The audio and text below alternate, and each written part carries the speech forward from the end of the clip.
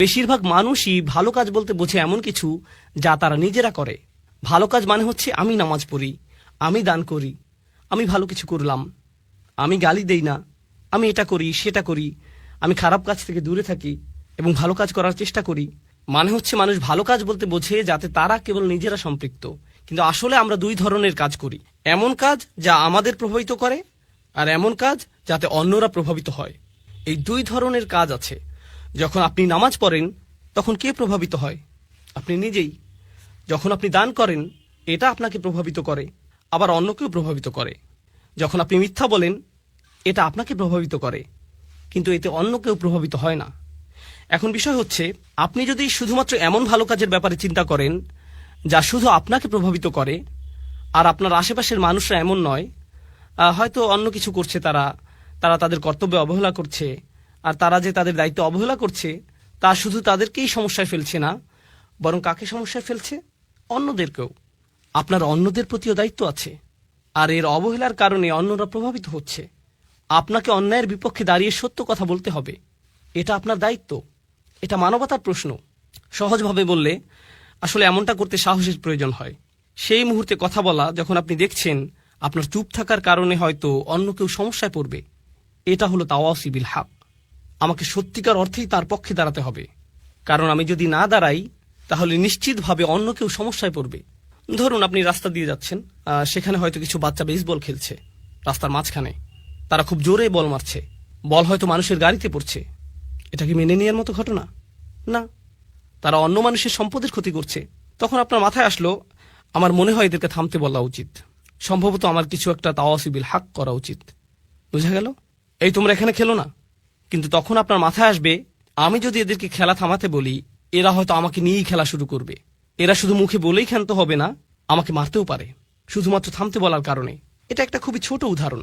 বড় পরিসরে বললে, পরিবারের ভেতরে যদি এমন হয়, আপনার বাবা হয়তো কোনো ভুল করেছেন, আপনার মা, আপনার মেয়ে, আপনার বোন, আপনার স্ত্রী, পরিবারের কেউ হয়তো কোনো ভুল করেছে, তারা কোনো অন্যায় করেছে, কেউ হয়তো মোহর পরিশোধ করছে না, কিংবা সম্পত্তির সমান ভাগ করা হচ্ছে না, আর এটা আপনার সামনেই ঘটছে। আপনার ভেতরে তখন মনে হচ্ছে আমার কিছু বলা উচিত, আমার বলা উচিত যেটা ভুল। কিন্তু তখন আপনি ভাবেন এর ফলাফল কি হবে? তারা সবাই আমাকে বকা দেবে, তারা হয়তো আমাকে অহংকারী ভাববে, এমনকি আমার সাথে কথা বলা বন্ধও করে দিতে পারে। এরকম আরো অনেক কিছু হতে পারে। তাহলে বুঝতে পারছেন, যখন আপনি সত্যি কথাটা বলতে চান তখন আপনার মাথায় কি কি আসে? এই সব ফলাফলগুলো। কিন্তু আল্লাহ আজ্জা ওয়া জাল্লা আমাদেরকে ছাড় দিয়েছেন, তিনি আমাদেরকে সব ভয় ভীতি থেকে মুক্তি দিয়েছেন। এই কারণে আমাদের সকল ভয় দুশ্চিন্তা চলে যায় যখন আল্লাহ বলেন ইল্লাল্লাযীনা আমানু। প্রথম অংশে যখন আপনার ঈমান থাকে তখন কি হয়? তখন আপনি কাকে ভয় পান? শুধুমাত্র আল্লাহ, কেবল আল্লাহ। যখন আপনি ভালো কাজ করেন তখন শুধু ঈমান বাড়তে থাকে, আর যখন ঈমান বাড়তে থাকে তখন আপনার পক্ষে তাওয়াসি বিল হক করাটা সহজ হয়ে যায়। আর যদি আপনি অনুভব করেন যে তাওয়াসি বিল হক করাটা আপনার পক্ষে বেশ কঠিন, বলুন তো এর মানে কি দাঁড়ায়?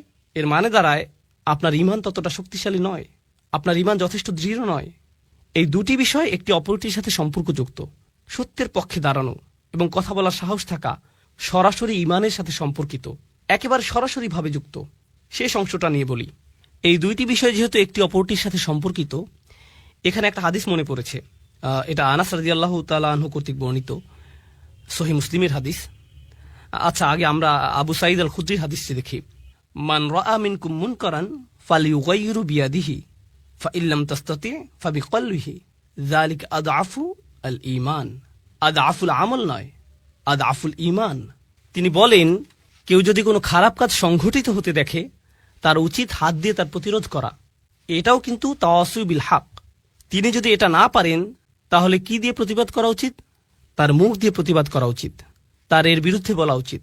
সে যদি এটাও না পারে, অন্তত তার অন্তরে এ ব্যাপারে খারাপ ধারণা করা উচিত। আর এটাই হচ্ছে সবচেয়ে দুর্বল ঈমান, আর এটাই হচ্ছে সবচেয়ে দুর্বল ঈমানের পরিচয়। রাসূল সাল্লাল্লাহু আলাইহি ওয়াসাল্লাম বলেননি যে এটা হচ্ছে সবচেয়ে দুর্বল আমলের পরিচয়, এটা হচ্ছে সবচেয়ে দুর্বল ঈমান। তার মানে তিনি মানুষকে সত্যের প্রতি উৎসাহ দেয়া, সত্যের জন্য কিছু করাকে সরাসরি ঈমানের সাথে সংযুক্ত করেছেন।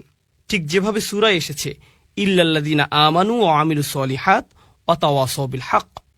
ইল্লাল্লাযীনা আমানু ওয়া আমিলুস সলিহাত, তারপর সাথে সাথে ওয়া তাওয়াসাউ বিল হক।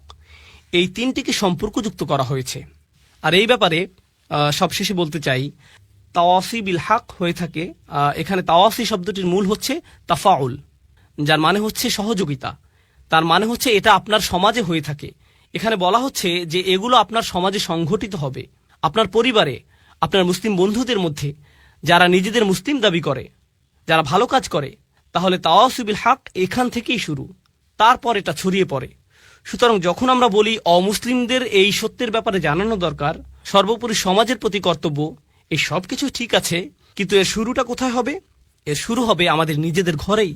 যদিও শুরু করার জন্য এটাই সবচেয়ে কঠিন জায়গা, তবু এখান থেকেই আমাদের তাওয়াসি বিল হক এর সূচনা করতে হবে।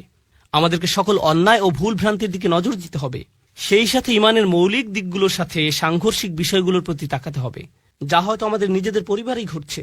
আর আমাদেরকে এর বিরুদ্ধে সোচ্চার হতে হবে।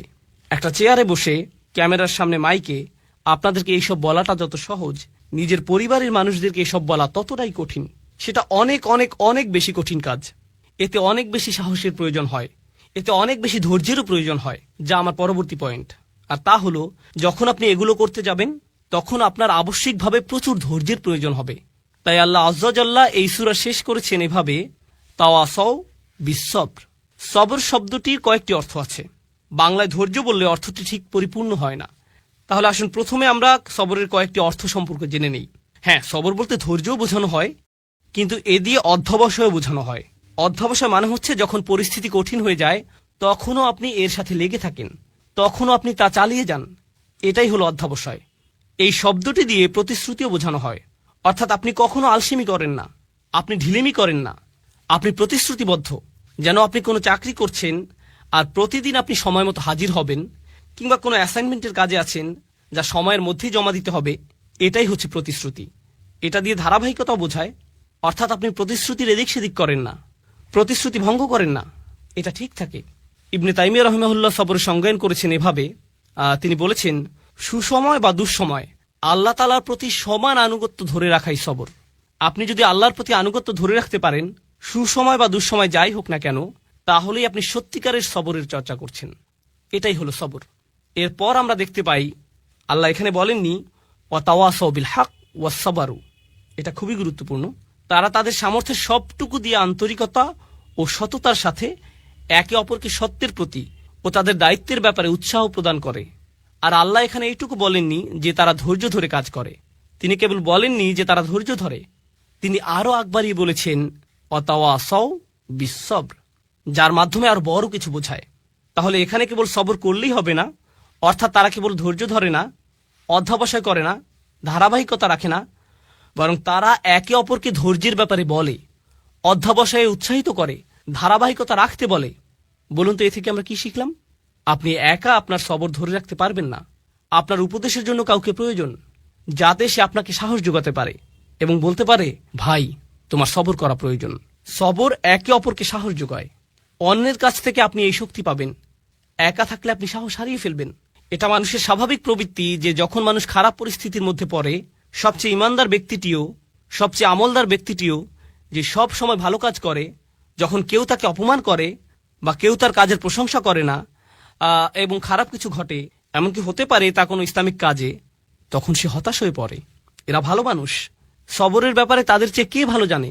তবু আপনাকে সেই আলেম, সেই ইমাম, সেই কর্মী, সেই দায়ী, সেই শিক্ষকের কাছে যেতে হবে, গিয়ে বলতে হবে, ভাই আপনার ধৈর্য ধরা উচিত।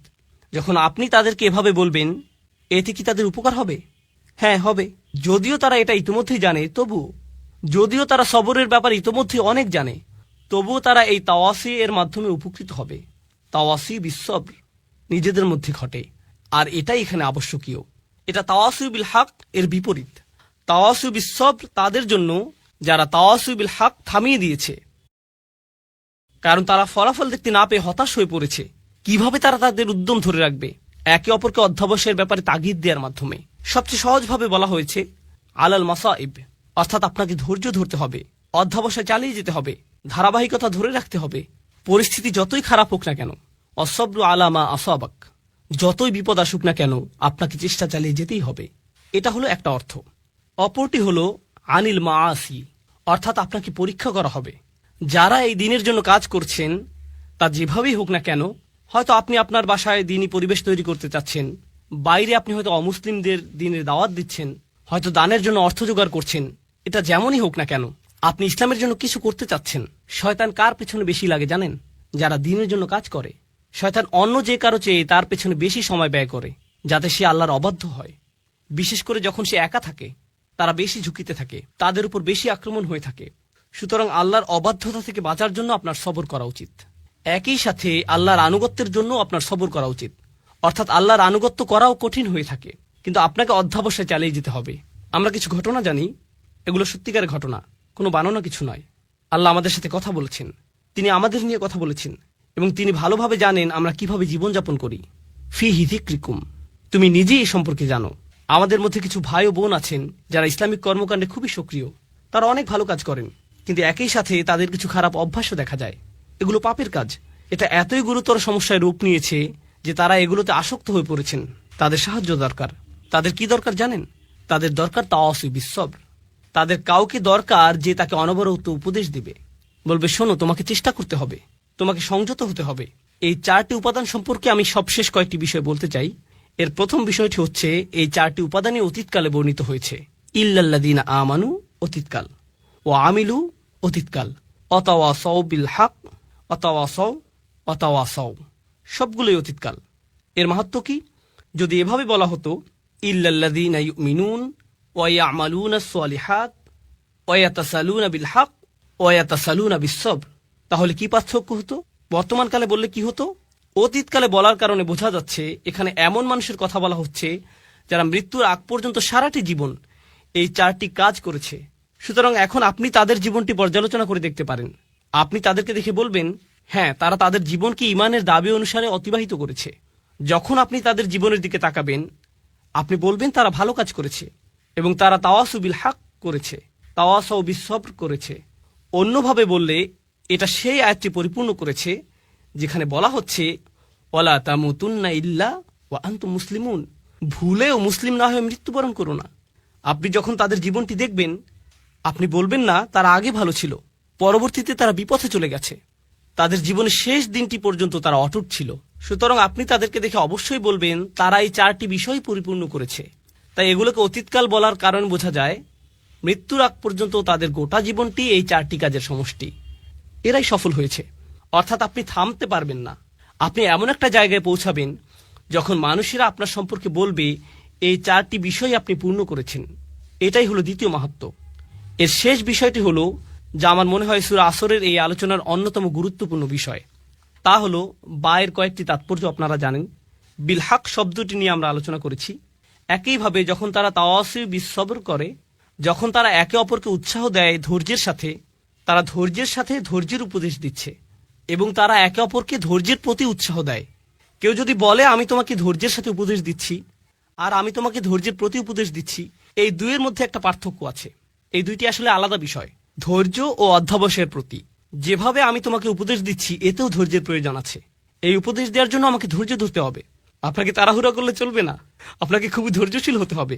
যে আল্লাহর প্রতি অবাধ্য আচরণ করে তার প্রতি আপনাকে খুবই সহনশীল হতে হবে।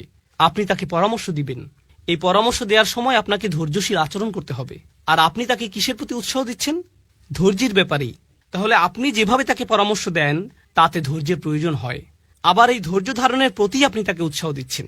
শেষ আরেকটি বিষয় আমার মনে পড়েছে, এটা নিয়ে একটু বলি। এই 4টি বিষয় আসলে একে অপরের জন্য একটা পরীক্ষার মতো। অর্থাৎ যদি কেউ সবর হারিয়ে ফেলে, শেষ কথা হচ্ছে এই 4টি বিষয় আসলে একে অপরের জন্য একটা পরীক্ষা। অর্থাৎ যদি কেউ সবর হারিয়ে ফেলে, তাহলে সে তাওয়াসু বিল হক করতে পারবে না। কেন পারবে না? কারণ যখনই সে মানুষকে সত্যের ব্যাপারে জানাতে যাবে, মানুষ এমন কথা বলবে যা সে সহ্য করতে পারবে না। আর যখন মানুষের এমন কথা সে শুনবে, পরিস্থিতি তার জন্য কঠিন হয়ে যাবে। সে বলবে আমি এটা নিতে পারছি না। যখন সে বলবে আমি এটা নিতে পারছি না, আমি সহ্য করতে পারছি না, এ থেকে তার কিসের ঘাটতি বোঝা যায়? সবরের ঘাটতি। সুতরাং যখন কেউ সত্যের প্রতি আহ্বান করে না, বুঝতে হবে সেখানে সবরের ঘাটতি আছে।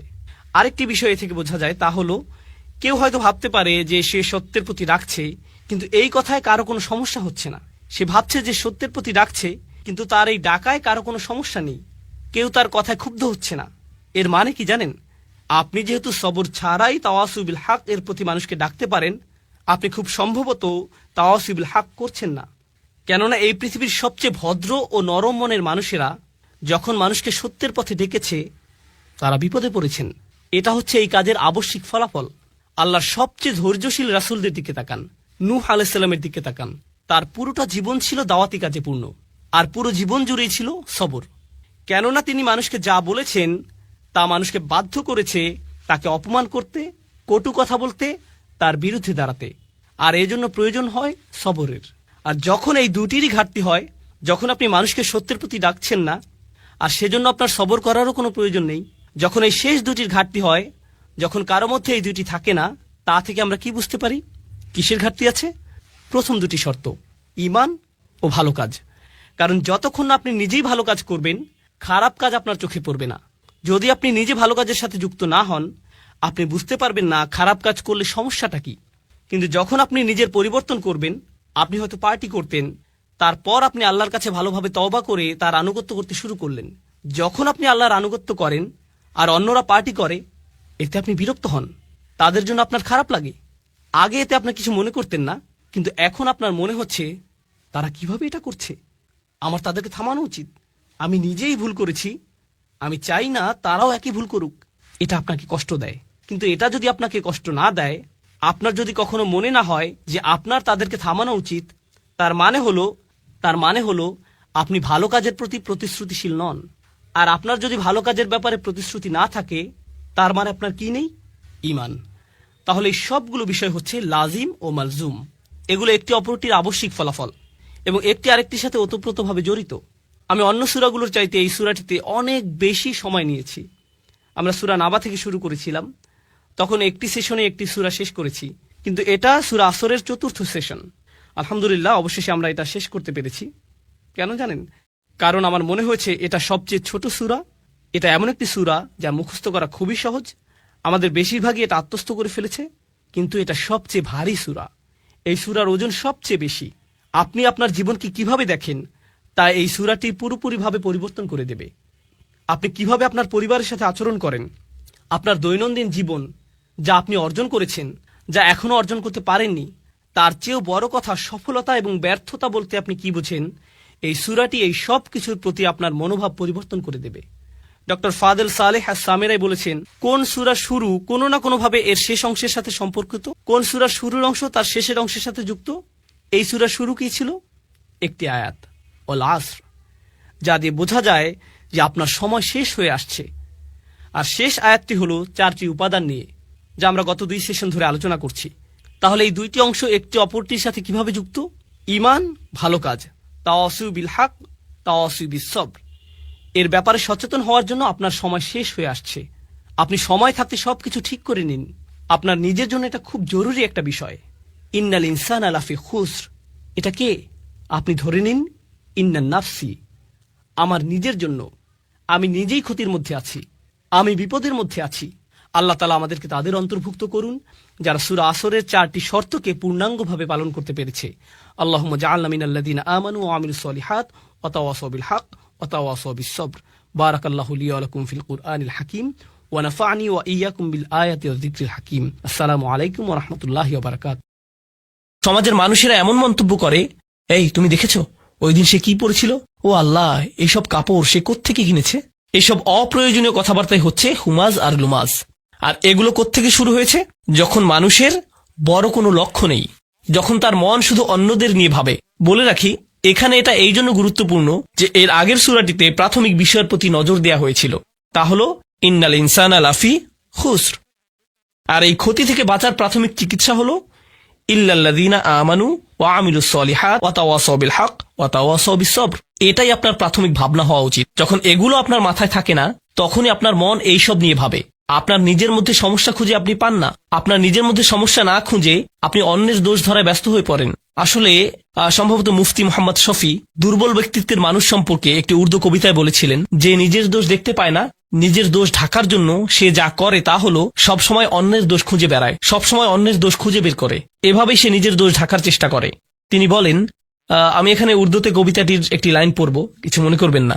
আরো কি আজমত কে জানে কমজর্স জো ইনসা হতে হে। এর অর্থ হচ্ছে, যারা ব্যক্তি হিসাবে নিচু চরিত্রের তারা কিভাবে অন্যদের ভালো দিকের প্রশংসা করবে? তারা অন্যদের মধ্যে কেবলই সমস্যা দেখতে পায়। যখন কেউ অন্যদের মধ্যে কেবলই সমস্যা দেখে, সামনাসামনি কিংবা পেছনে, এর মানে কি জানেন? তারা নিজেরাই নিচু মানসিকতার। তারা মানুষের ভালো কিছু দেখতে পারে না, তারা শুধুই সমস্যা খুঁজে পায়, আর এতে তারা নিজেদের ছাড়া অন্য কারো ক্ষতি করে না। আল্লাহ আমাদের এই ধরনের আচরণ থেকে দূরে থাকার তৌফিক দিন। তো আমি আপনাদের সূরা তাকাসুর, সূরা আসর ও সূরা হুমাজার মিলের ব্যাপারে বলেছি, তাই আমি নোটের এই অংশটি বাদ দিচ্ছি। আমরা সরাসরি প্রখ্যাত ভাষাবিদ মুফাসসির আজ-জামাখশারির মন্তব্যে যাব। তিনি আল কাশাফ গ্রন্থ লিখেছেন। তিনি বলেন, আল হুমাজ আল কাসর, আরবিতে কাসর শব্দটি দিয়ে কোনো কিছু ফাটল ধরানো বা ভাঙা বা টুকরো করা বোঝায়, বা কোনো কিছু খণ্ডিত করা। সাহিত্যে এটা দিয়ে বোঝানো হয় কেউ যখন কারোর সাথে এমনভাবে কথা বলে যেন সে তাকে ভেঙে ফেলতে পারে, শারীরিকভাবে নয়, মানসিকভাবে। সে তার সম্মান নষ্ট করতে চায় কিংবা তার আত্মসম্মানে ফাটল ধরাতে চায়, এমন কিছু বোঝায়। ভাষাগত দিক থেকে এই শব্দটি দিয়ে হুমাজ এর মনোভাব বোঝায়। এরপর তিনি বলেন, লুমাজ আর তোয়ান। লুমাজ হচ্ছে মূলত ব্যঙ্গাত্মক স্বর, কাউকে নিয়ে বিদ্রুপ করা। বলে রাখি, বিদ্রুপ গুরুত্বপূর্ণ, বিদ্রুপ বোঝাটা গুরুত্বপূর্ণ, কারণ বিদ্রুপ কিন্তু প্রশংসা করেও করা যায়, কিন্তু অপমানের উদ্দেশ্যে। ধরুন, আপনি কাউকে বললেন, ওয়াও, তুমি তো বিশাল পণ্ডিত। আসলে আপনি বলছেন যে তুমি একটা মূর্খ, তাই না? তখন সে বলবে, তুমি আমার সাথে এভাবে কথা বলছো কেন? না না না, আমি বলছি যে তুমি একজন পণ্ডিত, তাই না? তো সে মনে করে সে এখানে কোনো ভুল করেনি, এটা কোনো ব্যাপার না। কিন্তু আসলে আল্লাহ তাআলা ভালোভাবেই জানেন সে এই কথাটা কোন উদ্দেশ্যে বলেছে, আর যাকে অপমান করা হচ্ছে বা ব্যঙ্গ করা হচ্ছে সেও এটা জানে, তার অন্তরেও এটা গেঁথে যায়। তাহলে লুমাজা তোয়ানা,